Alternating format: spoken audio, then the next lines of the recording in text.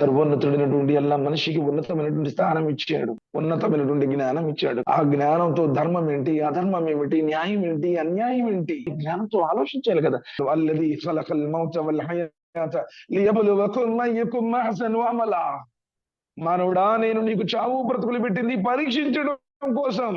ఎన్ని రోజులు బతుకుతాను సార్? 60-70. మనిషి యొక్క జీవన ప్రమాణం, మనిషి యొక్క ఆయుష్ కూడా తగ్గిపోయింది. ఒకనాడు 100 సంవత్సరాలు బ్రతికారు, యథార్థం. నూహ్ అలైహిస్సలాం వారు 950 సంవత్సరాలు అల్లాహ్ మార్గంలో సందేశమే అందించారు. బనీ ఇశ్రాయేల్ ఆరాధకుడు 500 సంవత్సరాలు ఆరాధించాడు. కానీ అంతిమ ప్రవక్త ముహమ్మద్ సల్లల్లాహు అలైహి వసల్లం వారి యొక్క ఉమ్మతి యొక్క వయసు సగటు 60 సంవత్సరాలు. 60 సంవత్సరాలు సుమారు 16 సంవత్సరాల దాకా బాల్యంలో గడిచిపోతుంది.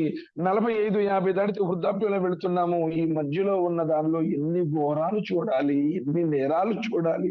మానవత్వం మౌనం వహించింది.